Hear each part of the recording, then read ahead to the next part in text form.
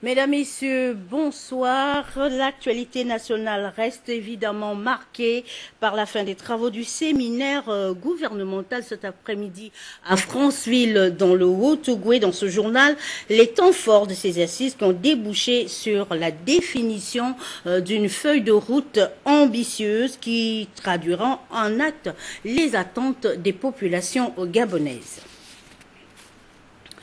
Merci de nous rejoindre sur Gabon Télévision. Nous ouvrons cette édition d'information avec la fin des travaux du séminaire gouvernemental qui s'est tenu pendant 48 heures à Franceville dans le Haut-Ogooué. Les travaux qui ont débouché sur la mise en place d'une feuille de route, volonté gouvernementale de répondre aux attentes des populations gabonaises sur instruction du président de la République. Je vous propose maintenant de suivre quelques recommandations retenues lues ici par le secrétaire général du gouvernement, Ali Akbar Onanga Yobegui.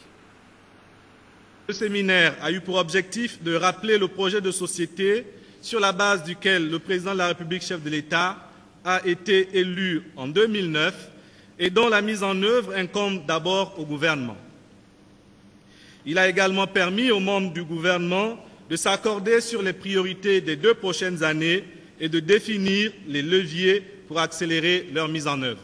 Les travaux se sont articulés autour des communications présentées par les experts commis par le gouvernement et par le secrétariat général du gouvernement. Elles ont mis en valeur les questions pertinentes suivantes. Premièrement, la stratégie d'accélération de la mise en œuvre des fondements de l'émergence. Deuxièmement, le processus de réforme des finances publiques. Troisièmement, la stratégie nationale d'investissement humain. Quatrièmement, les missions, rôles et actions mises en œuvre par un panel d'opérateurs de l'État depuis leur création. Notamment, OLAM, Société de droit privé, partenaire de l'État dans le développement de la zone économique à régime privilégié d'un COC et sur plusieurs projets stratégiques du développement du pilier Gabon vert. L'Agence nationale de l'urbanisme et des travaux topographiques et du cadastre, l'Agence nationale des infrastructures numériques et des fréquences, Gabon Oil Company, la Société équatoriale des mines, l'Agence nationale des grands travaux, l'Agence nationale des parcs nationaux, le Fonds gabonais d'investissement stratégique, la Caisse de dépôt et de consignation.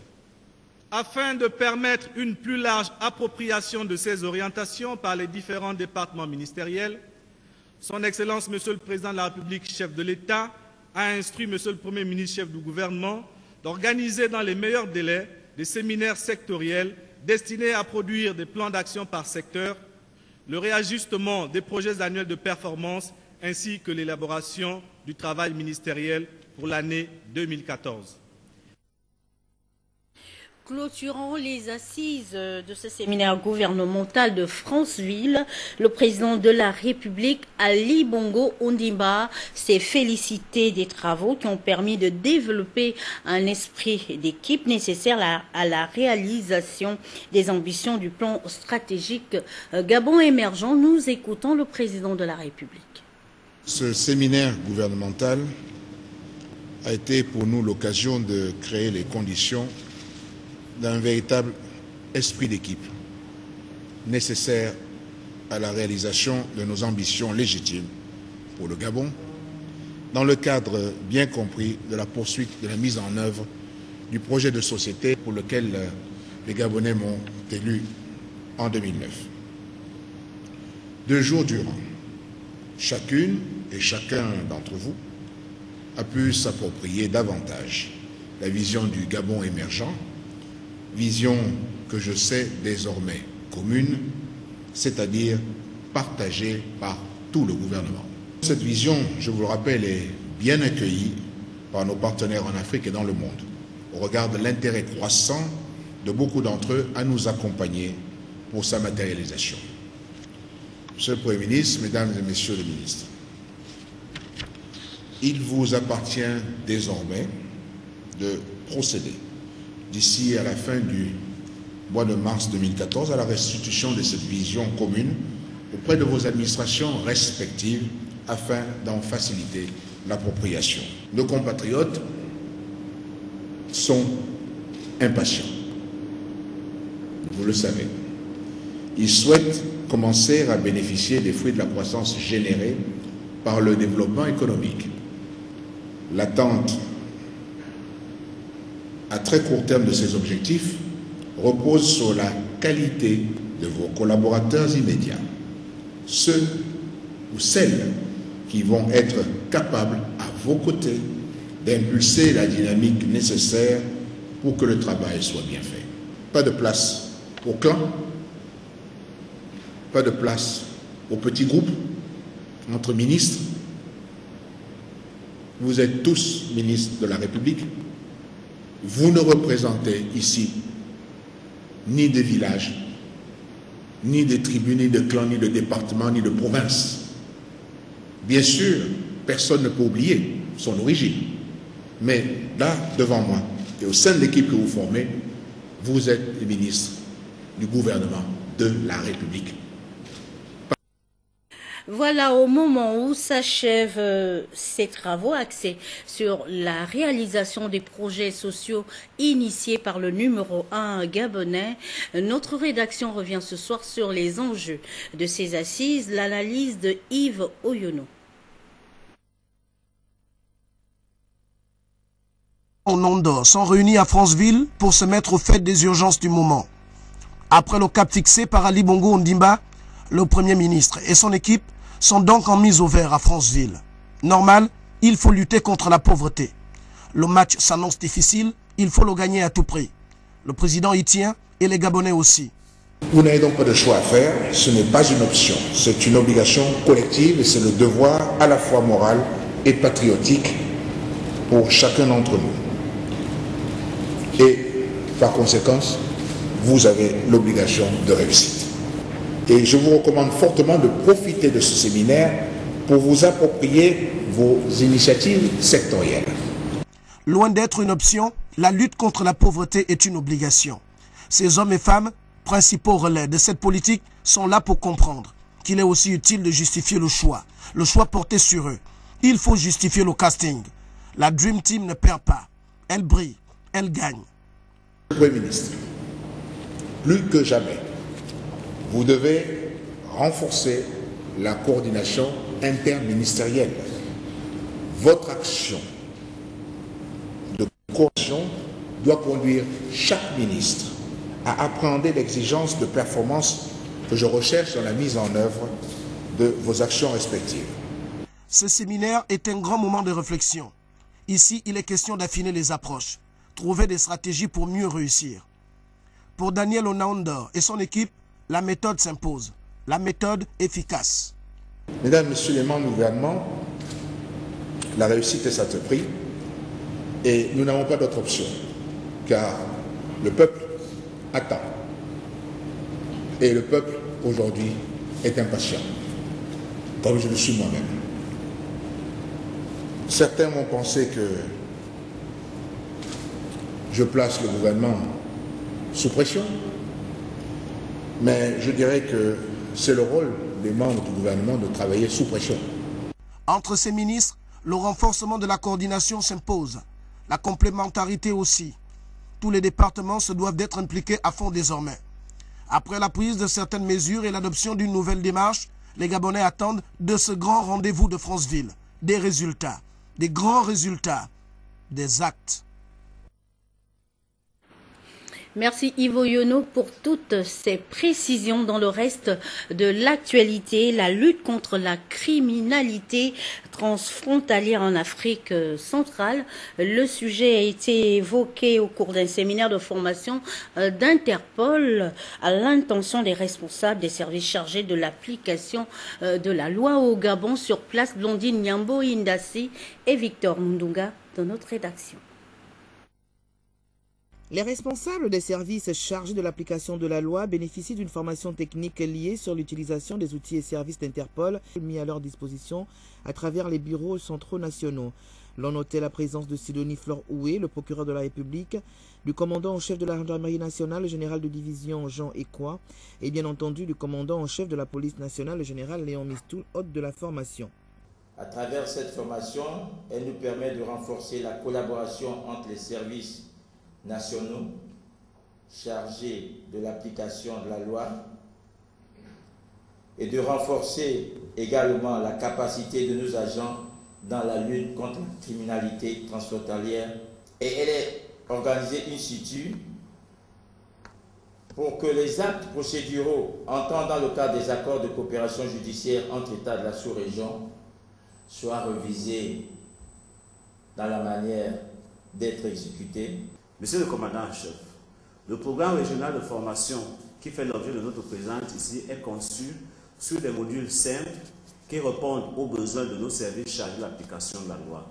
En dehors des formateurs du bureau régional de Yaoundé et de la CEMAP, nous avons également fait appel aux compétences locales, c'est-à-dire les experts, les personnes ressources de la justice, de la police nationale, de la gendarmerie, etc., pour une formation qui se veut dynamique.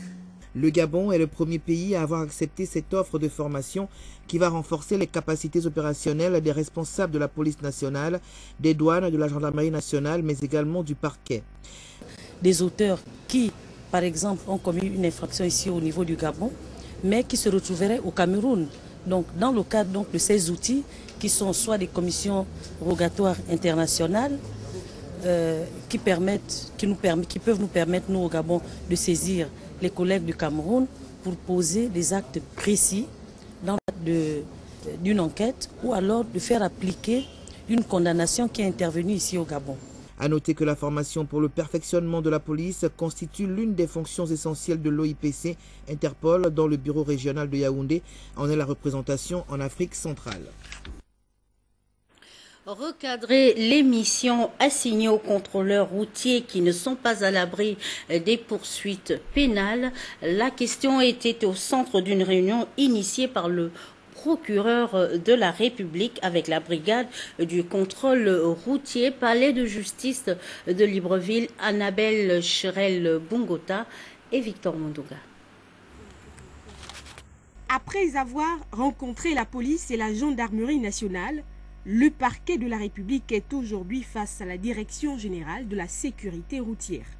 Une question à l'ordre du jour, celle relative au contrôle d'identité. Sur le terrain, qui procède réellement à cette opération et quelles sont les limites de celle-ci?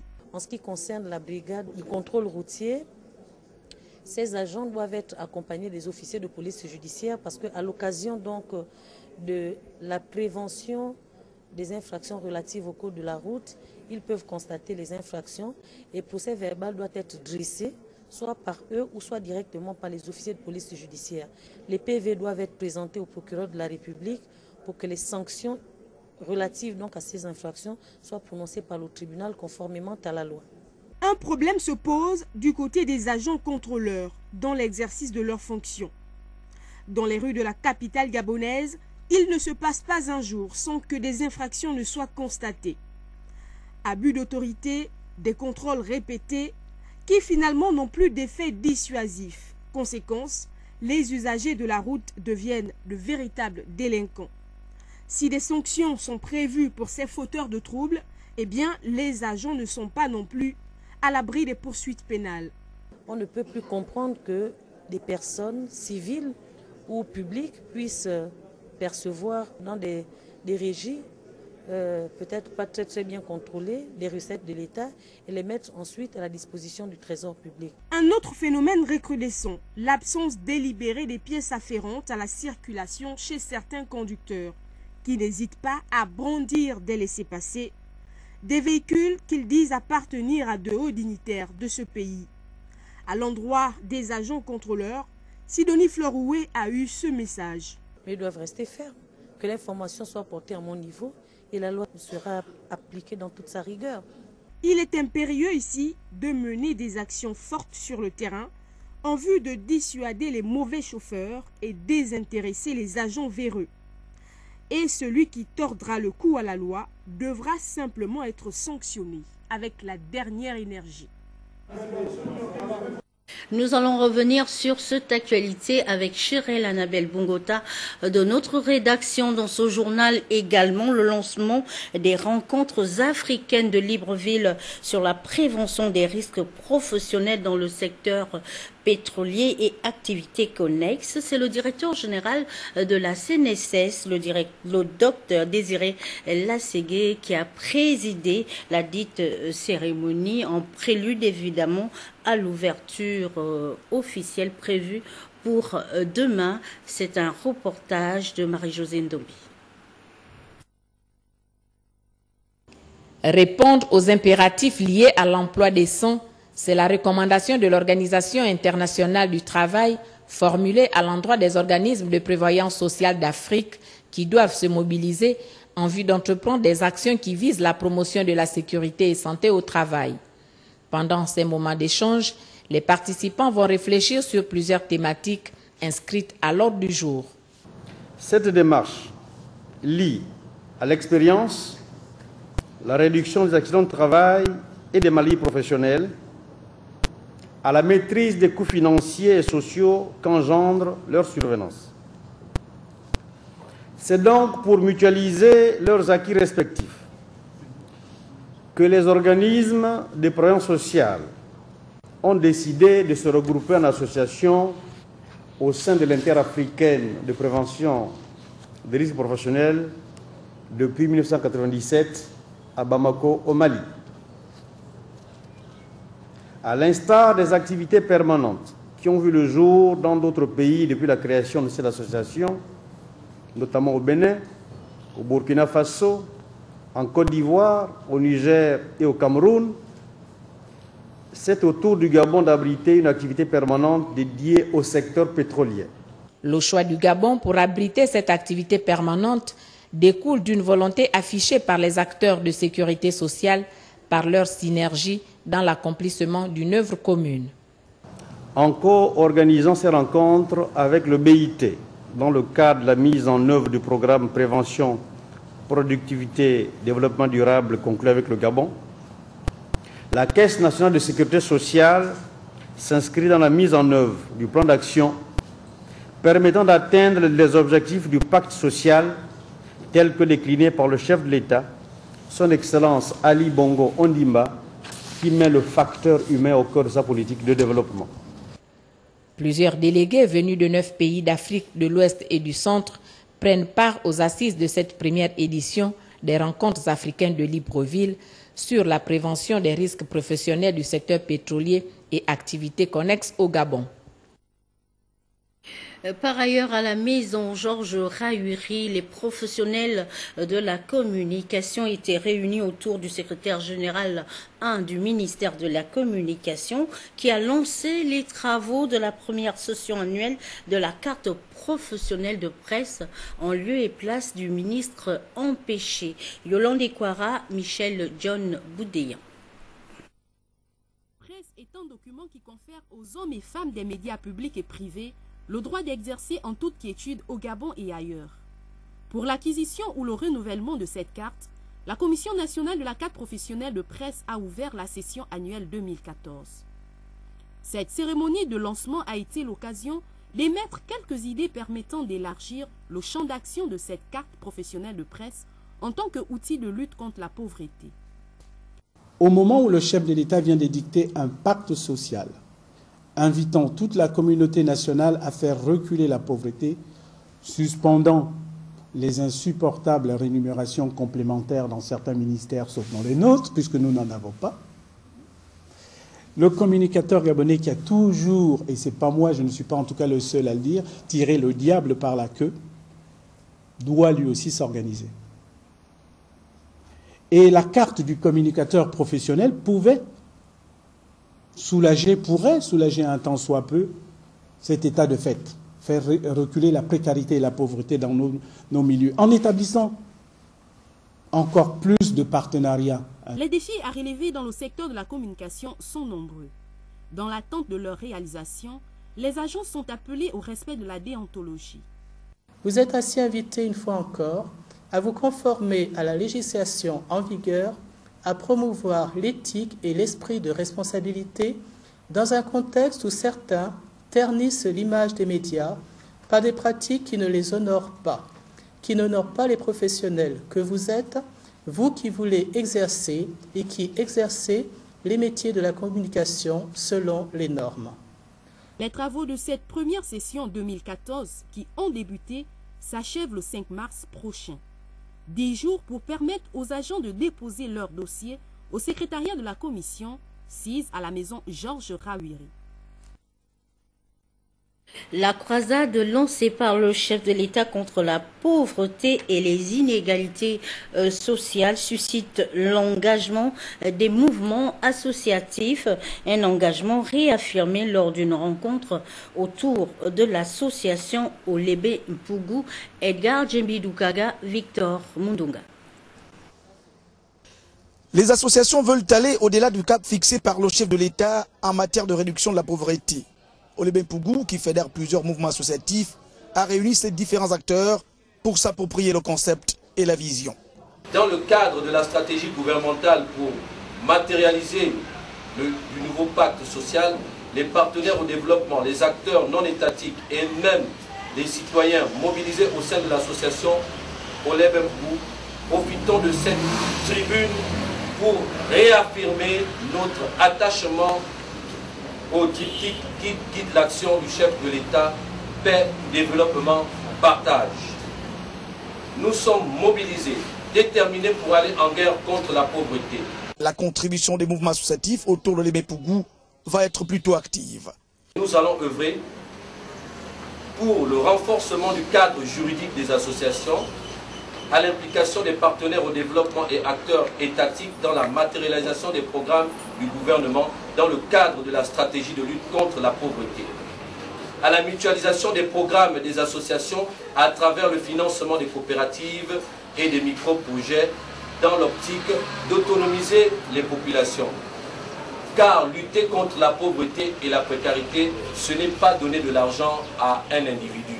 Les acteurs associatifs réunis ici ont foi et dans le projet anti-pauvreté du président de la République et dans la vision de leur mouvement leader. Notre rôle en tant qu'association, c'est de permettre aux populations de mieux comprendre et décrypter le message du chef de l'État. Quand on dit on lutte contre la pauvreté n'est pas un individu quelque part qui est debout. La pauvreté, c'est un phénomène qui nous touche tous. Et il y a des mécanismes pour parvenir à lutter contre ces phénomènes-là. La lutte contre la pauvreté, parce que nous, les associations, nous luttons pour ça. Nous luttons pour ça, les personnes vulnérables. L'association Olebe Mpugu est un peu comme récompensée moralement à travers ce combat du chef de l'État contre la pauvreté et les inégalités sociales pour avoir mené une étude de terrain dans les 9 provinces sur les catégories des chômeurs avec ou sans formation, les secteurs pourvoyeurs d'emploi et l'impact potentiel sur l'économie nationale. Cette étude, disponible à son siège, date de 2002. Une autre information concerne une centaine d'agents de SOBEA en grève depuis 2 semaines. Ces derniers, le respect des dispositions du Code du travail violé dans cette entreprise et aspirent à de meilleures conditions de vie sur les lieux. Yves Oyono et Yvette Legouo-Okosa. La zone industrielle de Lomé est sous haute tension. L'ambiance qui règne dans le camp SOBEA Sogea Satom est inhabituelle. Une centaine d'agents manifestent et s'insurgent contre leurs responsables. La grève s'installe. Si d'ici samedi, on ne rentre pas en négociation sociale, lundi, on va débrayer tout. Je vais lancer un mois de grève totale. SOBEA Sogea Satom serait administré et géré de main de fer par un certain Michel Matra, un ressortissant européen d'origine française. L'homme serait réputé pour ses pratiques anti-humaines. Mieux, Matra se comporterait en négrier avec ses employés. L'entreprise est devenue comme une propriété privée de M. Le Daf. M. Le Daf, il fait comme bon lui semble.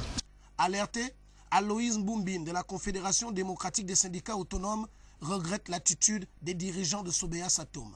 Pour ces derniers, dialoguer ne veut rien dire.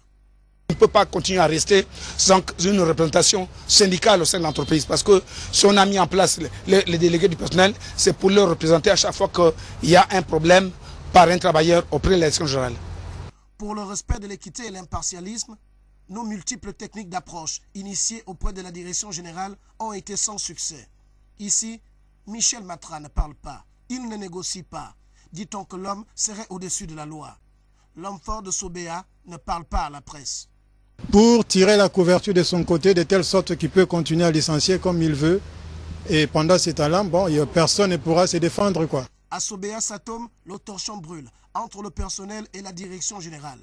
Vivement qu'une solution soit trouvée pour le bien de tous, mais aussi pour mettre fin à la grève.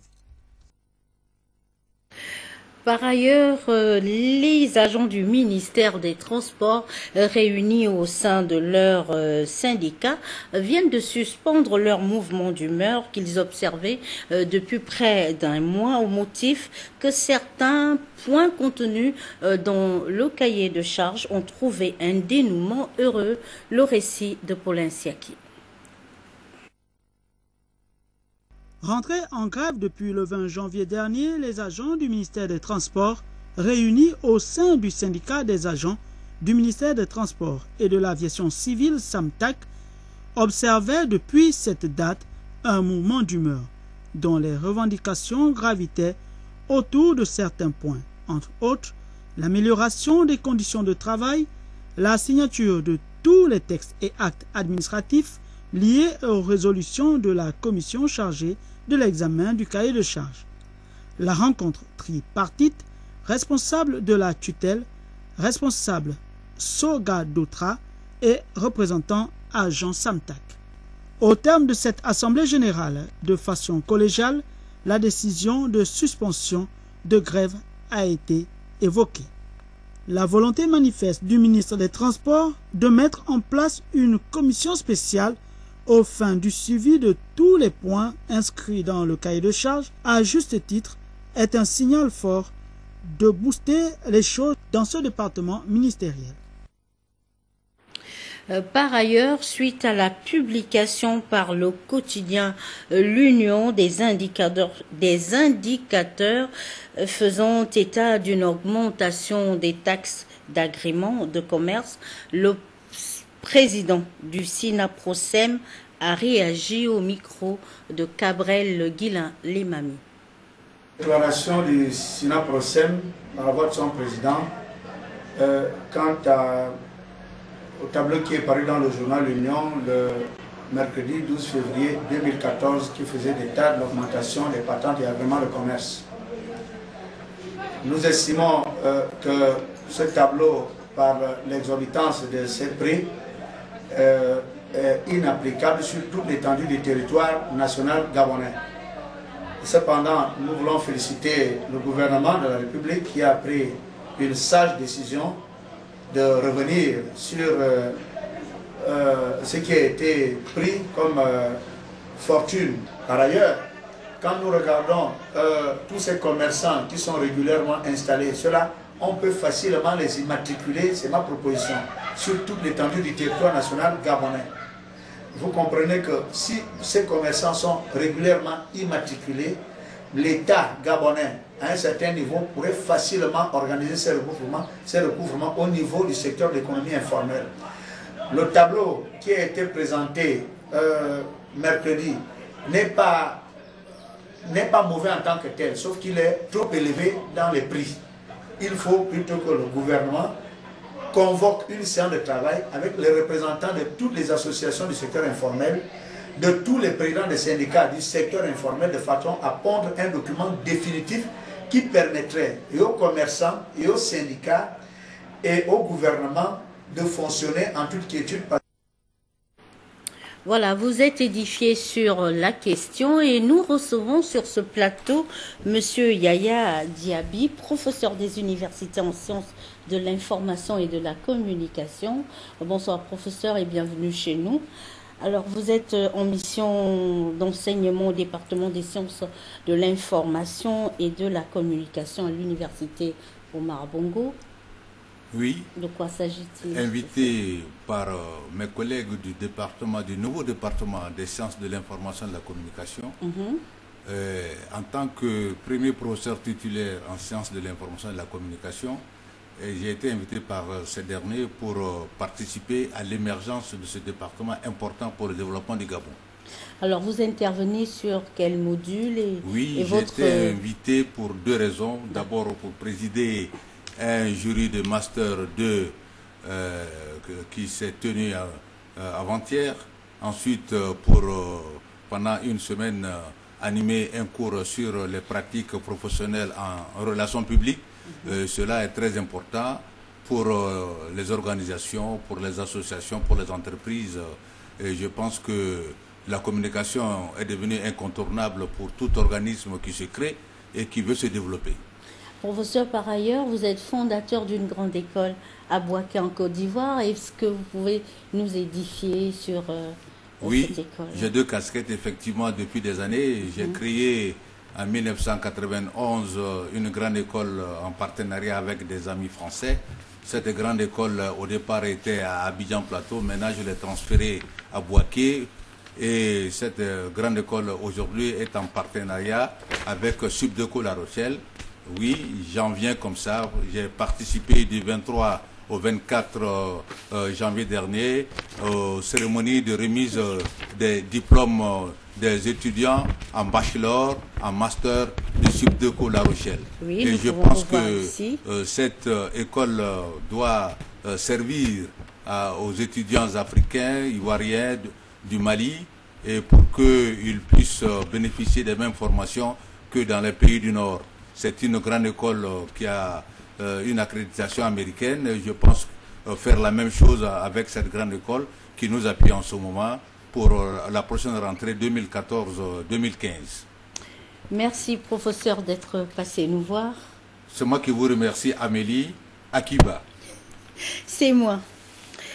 Ils sont 30, donc 26 pour Libreville et 4 pour Port-Gentil, à avoir été retenus au terme du tirage au sort spécial fin d'année organisé par Finatra, société du groupe BGFI. Le compte-rendu de Raïssa Lormedamendong, Eric Kassa. Réfrigérateur, gazinière, écran LCD, ordinateur portable, salon, véhicule, pour ne citer que cela, sont autant de lots qui vont alléger le quotidien des gagnants de la 2e édition de la Tombola spéciale fête de fin d'année organisée par Finatra, société du groupe BGFI Bank, du 15 novembre 2013 au 15 janvier 2014 et ouverte aux clients particuliers de Libreville et Port-Gentil. Cette cérémonie vient une nouvelle fois renforcer notre attachement au strict respect des engagements que nous prenons vis-à-vis de nos clients et partenaires.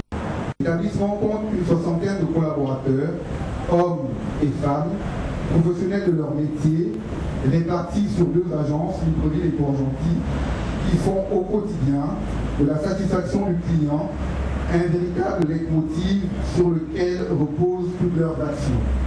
Toyota Gabon, RTL, CK2, partenaires ont marqué leur présence aux côtés du personnel de l'entreprise, des parents et amis pour la remise des lots. C'est Finatra Libreville qui fera le grand heureux.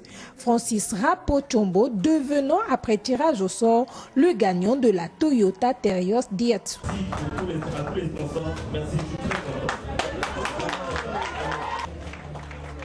Le nouveau propriétaire s'est offert un premier coup d'accélérateur sous le regard des organisateurs satisfaits de la proximité garantie.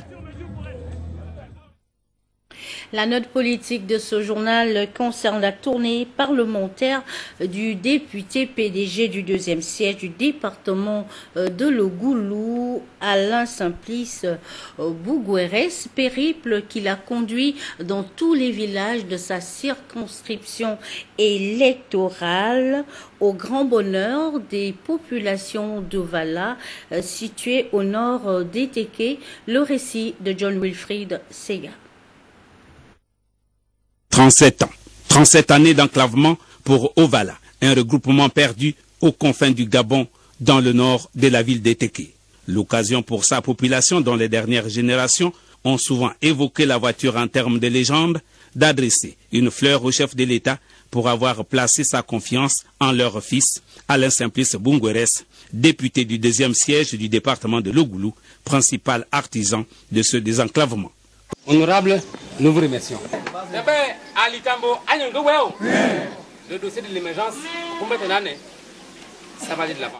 Au cours de cette tournée marathon, ponctuée des causeries de proximité à travers les 4 axes de ce vaste siège, apaisantie sur les lois adoptées à l'Assemblée nationale en 2013, lesquels gravitent autour du droit de succession ayant pris corps lors de la deuxième session extraordinaire de la 12e législature pour protéger désormais la veuve et l'orphelin.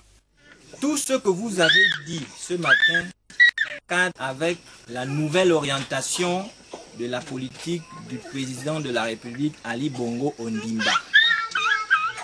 Il y a moins d'une semaine, il a prononcé un discours qui avait attrait au social.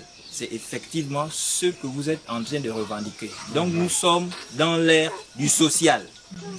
Seulement, nous au PDG, nous avons décidé de ne plus promettre des choses aux populations pour éviter de passer pour des menteurs. Ce que nous allons faire, vous aurez l'agréable surprise de constater des choses que nous pourrions faire à la limite des moyens qui nous seront disponibles. La seule chose qu'il faut que vous compreniez, c'est que vous devez être unis. Réagissant au chapelet des doléances, le député Alain Simplice Bungueres a offert des matériaux de construction à la population sinistrée du village Seka pendant que les auxiliaires de l'État recevaient des tenues d'apparat et des drapeaux, le tout couronné d'un grand repas.